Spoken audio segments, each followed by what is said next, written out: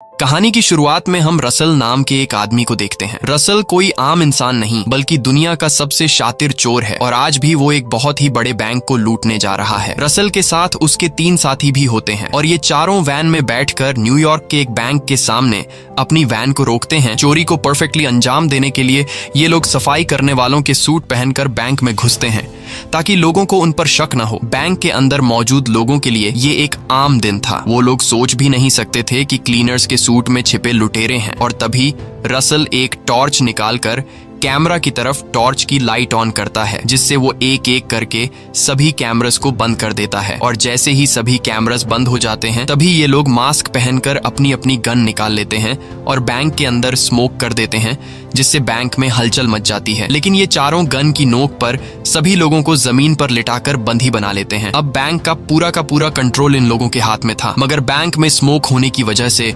कुछ धुआं बैंक के गेट से बाहर निकलता है, जिसे एक सिक्योरिटी गार्ड देख लेता है। और सिक्योरिटी गार्ड जैसे ही बैंक के अंदर आने लगता है तभी दरवाजे से रसल उस सिक्योरिटी गार्ड पर गन तान कर कहता है कि अंदर हमने बहुत सारे लोगों को बंदी बना लिया है और अगर पुलिस वालों ने अंदर आने की कोशिश की तो हम अंदर मौजूद लोगों को एक एक करके मारते जाएंगे। ये कहकर रसल दरवाजा बंद कर देता है।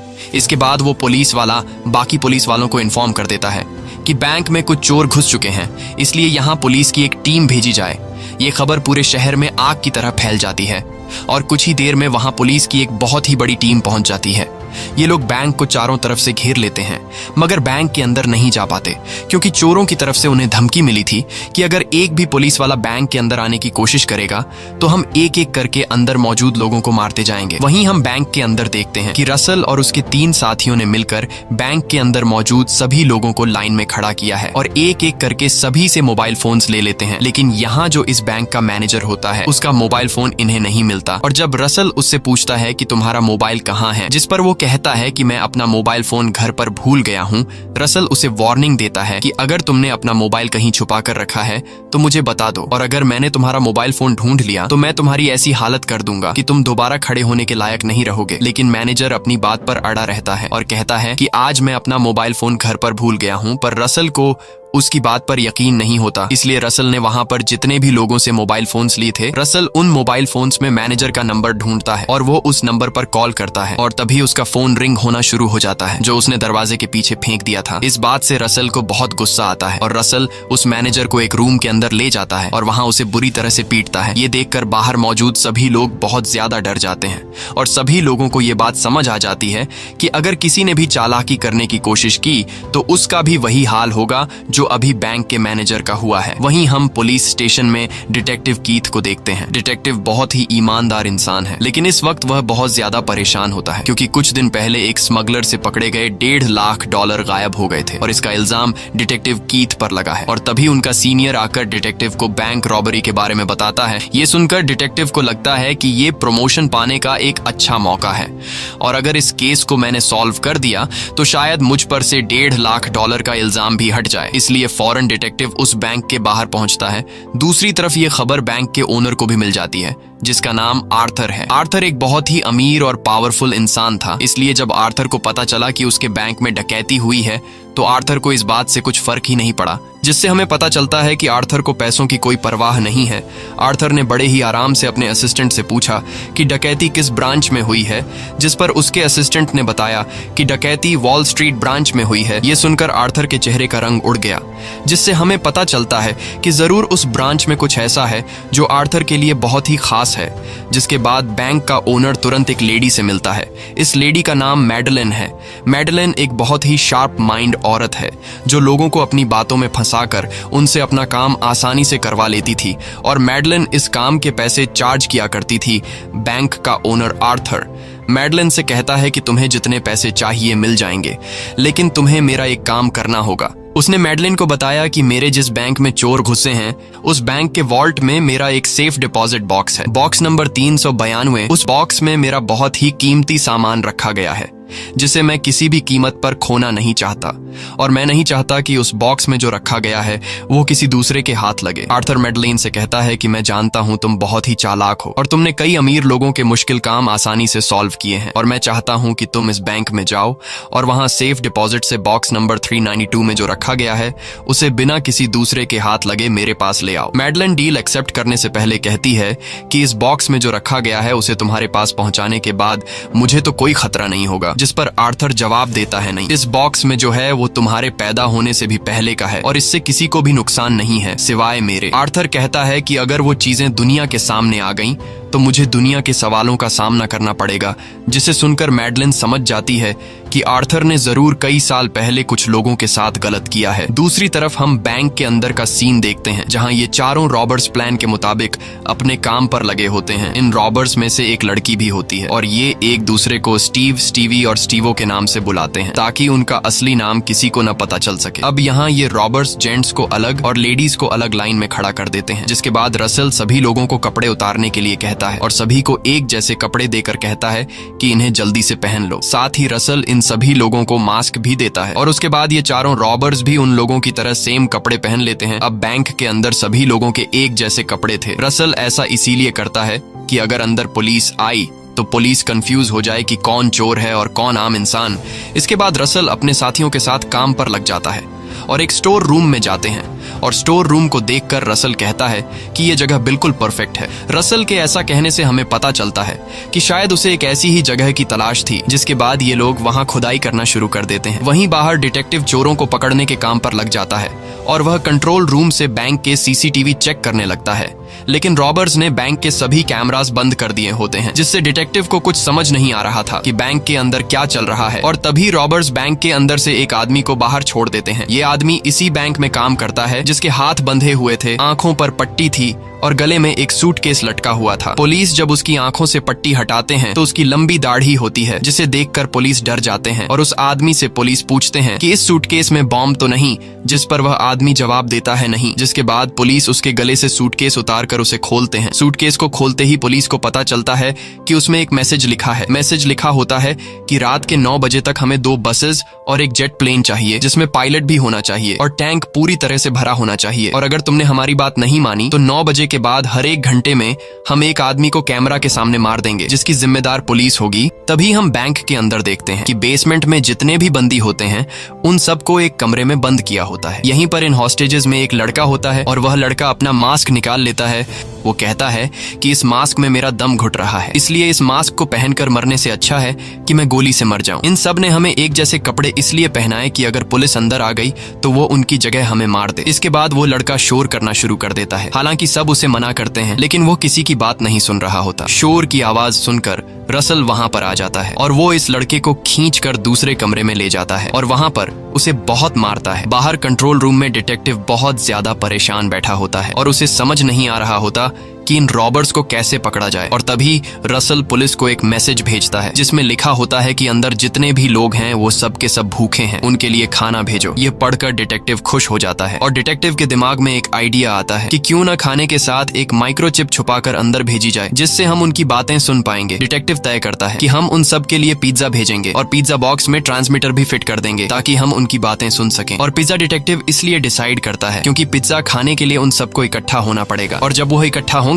तो हम उनकी बातें आराम से सुन पाएंगे। और इसके बाद पुलिस अंदर पिज्जा भेजवाती है। पिज्जा भेजवाने के बाद डिटेक्टिव और उसके साथी हेडफोन्स लगाकर कंट्रोल रूम में बैठ जाते हैं और उन रॉबर्स की रिकॉर्डिंग सुनने के लिए बेताब हो रहे होते हैं। और तभी उन्हें रिकॉर्डिंग सुनाई देने लगती है, लेकिन उन्हें रॉबर्स की बातें समझ नहीं आती क्योंकि रॉबर्स एक अलग लैंग्वेज में बात कर रहे होते हैं और पुलिस को यह पता ही नहीं होता कि यह कौन सी लैंग्वेज है। अब जब इन लोगों को यह लैंग्वेज समझ नहीं आ रही होती तब डिटेक्टिव डिसाइड करता है कि वह इस लैंग्वेज को पहचानने के लिए बाहर मौजूद लोगों की मदद लेगा। जिसके बाद इस रिकॉर्डिंग को स्पीकर पर ऑन किया जाता है। तब क्राउड में एक औरत कहती है कि मैं इस लैंग्वेज को पहचानती हूँ। जिसके बाद उस औरत को कंट्रोल रूम में लाया जाता है। वह औरत पूरी रिकॉर्डिंग सुनने के बाद जोर जोर से हंसने लगती है और कहती है कि मैं जानती हूँ कि यह आदमी कौन है और क्या बोल रहा है। यह सुनकर डिटेक्टिव खुश हो जाता है और उससे पूछता है कि कौन है यह आदमी, जिस पर वह बताती है कि यह अल्बेनिया का एक्स प्रेसिडेंट है जो अब इस दुनिया में नहीं रहे। यह उनकी एक पुरानी रिकॉर्डेड स्पीच है, यानी कि अंदर जो रॉबर्स थे उन्हें पता था कि पिज्जा बॉक्स के अंदर ट्रांसमीटर लगे हुए हैं, इसीलिए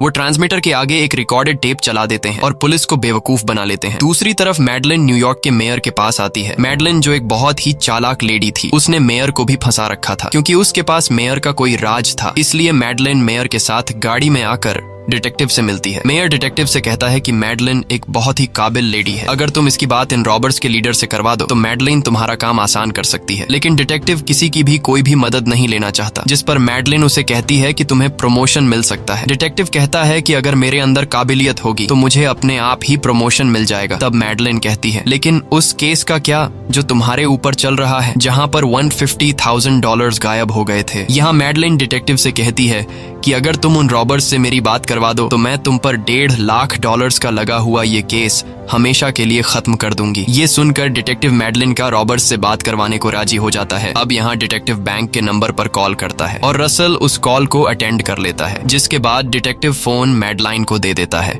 और मैडलाइन रसल से कहती है कि मैं तुम्हारी मदद कर सकती हूँ, तुम यह सब किस लिए कर रहे हो। रसल कहता है कि पैसों के लिए। तब मैडलाइन उसे कहती है कि मैं तुम्हें इतने पैसे दिलवा सकती हूँ जितना तुम बैंक से भी चोरी नहीं कर सकते। मैडलिन कहती है कि मैं न तो पुलिस वाली हूँ और न ही मैं तुम्हारा काम बिगाड़ना चाहती हूँ, बस मुझे बैंक के अंदर से सेफ्टी डिपॉजिट बॉक्स में रखा गया कुछ सामान लेना है। रसल उसकी बात मान लेता है और मैडलिन को अंदर आने की इजाजत दे देता है। कुछ देर बाद रसल और मैडलिन एक दूसरे के आमने सामने होते हैं। मैडलिन रसल से कहती है कि तुम अच्छी तरह जानते हो कि तुम यहाँ से किसी भी कीमत पर भाग नहीं सकते, तुम सरेंडर कर दो। मैं तुमसे वादा करती हूँ कि तुम्हें कम सजा होगी और जब तुम छूट कर आओगे तो तुम्हें $20 लाख दिए जाएंगे, लेकिन बदले में अभी मुझे बैंक के अंदर आने दो, मुझे एक लॉकर से कुछ सामान निकालना है। इस पर रसल कहता है कि कौन सा लॉकर, तुम लॉकर नंबर 392 की बात तो नहीं कर रही। ये सुनकर मैडलिन घबरा जाती है। तब रसल कहता है कि तुम साफ साफ क्यों नहीं बताती कि तुम यहाँ क्यों आई हो। मैडलिन कहती है कि मैं नहीं बता सकती। रसल कहता है कि मैं बताता हूँ, मैं तुम्हें एक कहानी सुनाता हूँ। वर्ल्ड वॉर 2 के दौरान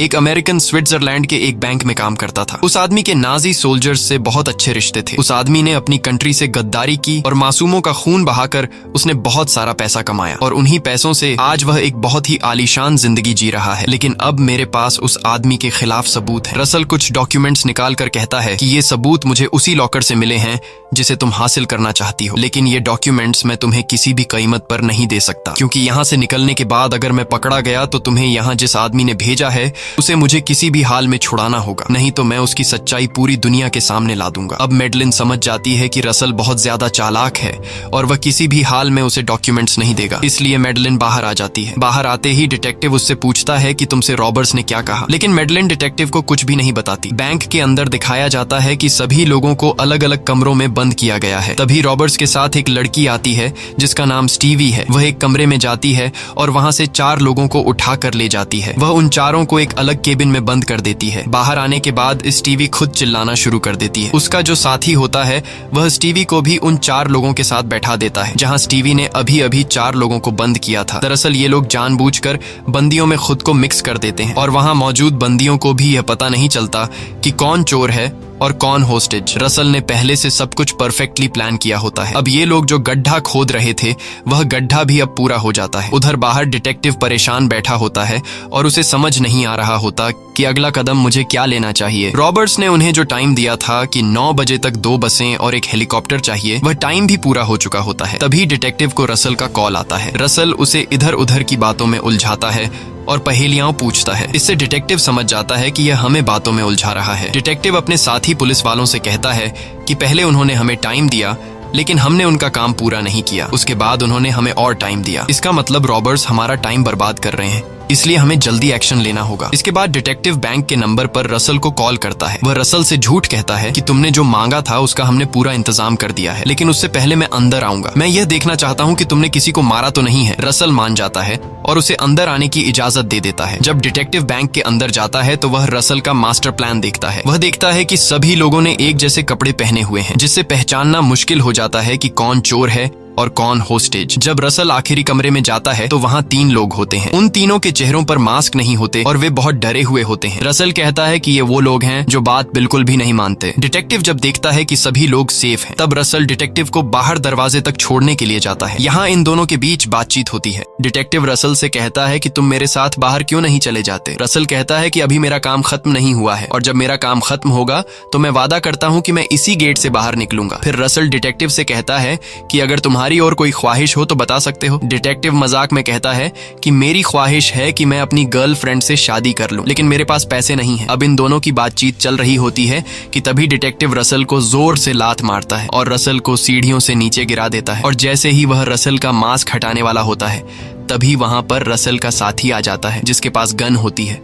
और वह उसे गन पॉइंट पर ले लेते हैं, लेकिन वो डिटेक्टिव को कुछ भी नहीं करते और उसे बाहर छोड़ देते हैं। बाहर आने के बाद डिटेक्टिव समझ जाता है कि उनका प्लान बहुत ही मजबूत है। रसल बहुत ही चालाक इंसान है, उसने बहुत ही तगड़ी प्लानिंग की है और ये लोग हमारे साथ खेल रहे हैं। उन्हें सब कुछ पता है कि हम क्या करने वाले हैं, क्योंकि रसल ने डिटेक्टिव से यह कहा था कि मैं जानता हूँ कि कानून के हिसाब से जब तक हम किसी होस्टेज को मारते नहीं हैं, तब तक पुलिस अंदर आकर हम पर हमला नहीं कर सकती। अब डिटेक्टिव ने रसल को जो लात मारी थी, उससे रसल काफी गुस्सा हो जाता है और एक आदमी को ऊपर छत पर ले जाकर कैमरे के सामने उसे गोली मार देता है। इस बात से पूरा माहौल बदल जाता है और डिटेक्टिव कहता है कि अब जाकर रॉबर्स ने गलती कर दी। जिसके बाद डिटेक्टिव पुलिस की एक टीम को अंदर भेजने का फैसला करता है और उसके बाद पुलिस की एक टीम बैंक के अंदर घुसने की तैयारी करने लग जाती है। लेकिन तभी डिटेक्टिव को ख्याल आता है कि रॉबर्स का लीडर बहुत ही चालाक है और वह ऐसी गलती नहीं कर सकता। क्या पता उस आदमी को शूट करने के पीछे भी कोई प्लानिंग हो और उसे हमारी हर एक चाल का पहले से पता हो। ये सब सोचते ही उसे याद आता है कि जिस दाढ़ी वाले लड़के को उन्होंने सबसे पहले छोड़ा था, जिसके गले में उन्होंने मैसेज लटका कर भेजा था, शायद उस बॉक्स के अंदर कुछ न कुछ है। और जब वह उस बॉक्स को खोलकर देखता है तो उसमें एक ट्रांसमीटर होता है, यानी कि उस ट्रांसमीटर से रॉबर्ट्स उनकी सारी बातें सुन रहे थे और उन्हें यह भी पता है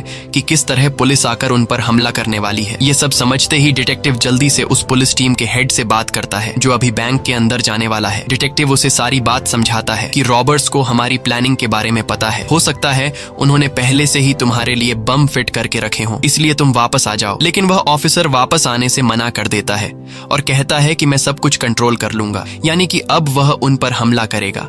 और अंदर रसल को और उसके तीनों लोगों को पता है कि उनके ऊपर हमला होने वाला है। लेकिन इससे पहले कि पुलिस अंदर आती, रसल जल्दी से बैंक के अंदर स्मोक कर देता है और यहाँ पर जितने भी होस्टेज होते हैं वह सबको भागने के लिए कहता है और एक एक करके सब के सब दौड़ते हुए बैंक से बाहर निकल जाते हैं। सबने एक जैसे कपड़े पहने हुए थे, इसलिए पुलिस कंफ्यूज हो जाती है। उन्हें समझ नहीं आ रहा था कि गोली किस पर चलाए। अब यहाँ पुलिस सभी लोगों को घेर लेती है और एक एक करके सभी को जमीन पर लिटाकर उनके हाथ पैर बांध देती है और पुलिस की एक टीम बैंक के अंदर चली जाती है, जहां बैंक के अंदर पुलिस बैंक का कोना कोना चेक करती है। लेकिन वहां पर पुलिस को रॉबर्ट्स का नामो निशान तक नहीं मिलता, क्योंकि रॉबर्ट्स होस्टेज में घुल मिलकर बाहर निकल गए थे। हैरान करने वाली बात यह थी कि रसल के जो 3 साथी थे वो तो हॉस्टेजेस के साथ बाहर आ गए थे, लेकिन रसल उनमें शामिल नहीं था और किसी को पता नहीं था कि रसल कहां और किस जगह पर है। रसल किसी भूत की तरह अचानक गायब हो गया था। अब यहाँ पुलिस के लिए सबसे बड़ी प्रॉब्लम यह होती है कि वो इन लोगों में चोरों को पहचान ही नहीं पाते, क्योंकि इन सब ने एक जैसे कपड़े पहने हुए थे। हालांकि यहाँ पर सभी लोग पुलिस की गिरफ्त में होते हैं और पुलिस सभी को एक बस में बैठाकर इन्वेस्टिगेशन के लिए ले जाती है। पुलिस जब बैंक की तिजोरी के पास पहुंचते हैं तो उनकी आंखें खुली की खुली रह जाती हैं,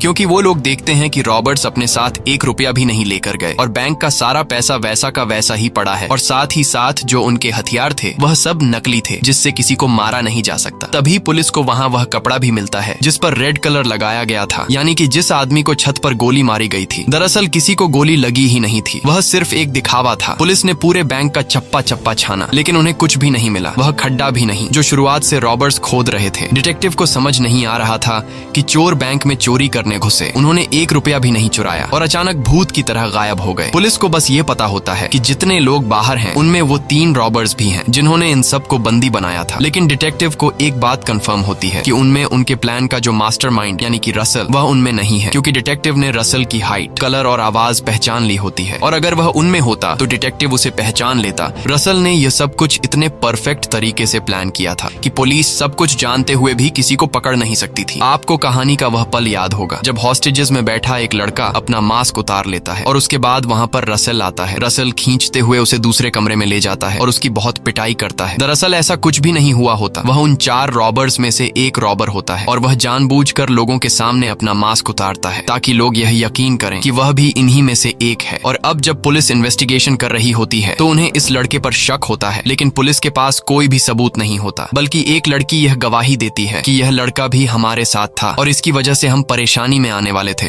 क्योंकि इसने अपना मास्क उतार दिया था, जिसके बाद रॉबर्स ने इसे बहुत मारा था। ये सब सुनकर पुलिस इस लड़के को छोड़ देती है। अब इन रॉबर्स के साथ एक लड़की भी थी जिसे वह स्टीवी के नाम से बुलाते थे। और आपको याद होगा कि स्टीवी ने जब 4 लोगों को रूम के अंदर बंद किया और फिर बाहर आकर चिल्लाते हुए ड्रामा करने लगी, जिसके बाद रसल स्टीवी को भी हॉस्टेजेस के बीच में बिठा देता है और अब वह 4 हॉस्टेजेस गवाही दे देते हैं कि यह भी हमारे साथ थी। साथ ही स्टीवी काफी कॉन्फिडेंस से पुलिस को जवाब देती है, जिससे वह पुलिस का शक खुद पर से दूर कर लेती है। और उनका जो तीसरा साथी था उसे तो खुद डिटेक्टिव ने हॉस्टेजेस के बीच में बैठा देख लिया था। जब डिटेक्टिव बैंक के अंदर गया था तो आखिर में रसल उसे एक रूम के अंदर लेकर गया, जहाँ रूम में 3 ऐसे लोग थे जिनके मुंह पर मास्क नहीं था। दरअसल यह तीनों रॉबर्स थे और जानबूझकर इन तीनों को बिना मास्क के दिखाया गया ताकि डिटेक्टिव को यकीन हो जाए कि यह तीनों हॉस्टेजेस हैं। अब डिटेक्टिव ने खुद इस तीसरे आदमी को हॉस्टेजेस की हालत में देखा था, इसलिए डिटेक्टिव इस तीसरे चोर को भी छोड़ देता है। कुछ देर बाद डिटेक्टिव का सीनियर आता है और डिटेक्टिव सीनियर से कहता है कि यह सब कुछ एक परफेक्ट प्लान था। रॉबर्स ने शुरू से लेकर आखिर तक सब कुछ परफेक्टली प्लान किया था, इसलिए हम कुछ भी नहीं कर सकते। कैप्टन कहता है कि हमें अब इस केस को बंद करना होगा क्योंकि किसी का खून नहीं हुआ, एक पैसा भी चोरी नहीं हुआ और न ही किसी ने इस केस को सॉल्व करने के लिए कोई रिपोर्ट लिखवाई है। तो इस तरह हमें अपना टाइम वेस्ट नहीं करना चाहिए। लेकिन डिटेक्टिव इतनी आसानी से केस बंद नहीं करना चाहता था और वह अब भी इस केस की सच्चाई जानने में लग जाता है। और जब वह बैंक के डॉक्यूमेंट्स देख रहा होता है तो उसे पता चलता है कि बैंक में सभी लॉकर्स मौजूद हैं, लेकिन लॉकर नंबर 392 गायब है, उसका कोई रिकॉर्ड नहीं है। और इससे डिटेक्टिव को शक होता है कि जरूर उस लॉकर में कुछ कीमती सामान था जिसे इन रॉबर्स ने चोरी कर लिया और यही वजह थी कि रॉबर्स ने ढेर सारे पैसे छोड़कर सिर्फ उसी तिजोरी से वह कीमती सामान चुरा लिया। दूसरी तरफ हम बैंक के मालिक आर्थर को देखते हैं, जिसके पास मैडलेन आती है और वह आर्थर को कहती है कि जो डॉक्यूमेंट्स तुम्हें चाहिए थे वह लुटेरे अपने साथ ले गए और वह डॉक्यूमेंट्स लुटेरे अपने साथ इसलिए ले गए ताकि अगर वह लोग फ्यूचर में कहीं फंस जाएं तब वह इन डॉक्यूमेंट्स का इस्तेमाल करके तुम्हें मजबूर करेंगे ताकि तुम उसे छुड़वाओ। मैडलेन कहती है मैं इतनी बेवकूफ नहीं हूँ, उस लॉकर में उन पेपर्स के अलावा भी कुछ था, नहीं तो वह लोग इतना बड़ा रिस्क नहीं लेते और मैं जानती हूँ कि वहाँ तुमने ढेर सारे हीरे रखे थे। दरअसल उस लॉकर के अंदर बहुत ही कीमती हीरे थे, इसलिए रॉबर्स सारे हीरे लेकर वहां से निकल जाते हैं और पैसों को हाथ भी नहीं लगाते। आर्थर कहता है कि उन हीरों के साथ वहां पर एक बहुत ही कीमती रिंग भी थी जो कि एक पेरिस के बहुत बड़े बैंकर की पत्नी की थी और वह बैंकर मेरा दोस्त था। वर्ल्ड वॉर 2 के दौरान उनके पूरे परिवार को बंदी बना लिया गया। मैं चाहता तो मैं उसे बचा सकता था, लेकिन नाजी सोल्जर्स ने मुझे ढेर सारे पैसे दिए, इसलिए मैंने उन्हें नहीं बचाया। आखिर में आर्थर मैडलेन को एक चेक देकर कहता है कि मैंने तुमसे जो भी कहा उसका बाहर किसी को भी पता नहीं लगना चाहिए और मैडलेन चेक लेकर वहां से चली जाती है। इस तरह से दिन गुजरते हैं और हमें एक हफ्ते के बाद का सीन दिखाया जाता है जहां हम देखते हैं कि रसल कहीं और नहीं बल्कि अभी भी उसी बैंक में है। आपको वह पल याद होगा जब रसल एक स्टोर रूम में आता है और स्टोर रूम को देखकर रसल कहता है कि यह जगह बिल्कुल परफेक्ट है, ये वही स्टोर रूम होता है। दरअसल रसल और उसके लोगों ने पीछे के जो शेल्व्स होते हैं उन्हें आगे शिफ्ट कर दिया होता है और इसे सेम टू सेम उसी तरह से लगा दिया होता है जिस तरह से वह पहले थे। और पिछले एक हफ्ते से रसल यहीं पर छुपा हुआ था और उन्होंने जो खड्डा खोदा था वह इसलिए खोदा गया था ताकि रसल को वॉशरूम जाने के लिए कभी भी बाहर न निकलना पड़े। इस तरह से एक हफ्ता गुजरने के बाद रसल उस लॉकर में से चुराए गए सारे हीरे एक बैग में रख लेता है और बैंक से निकलने लगता है।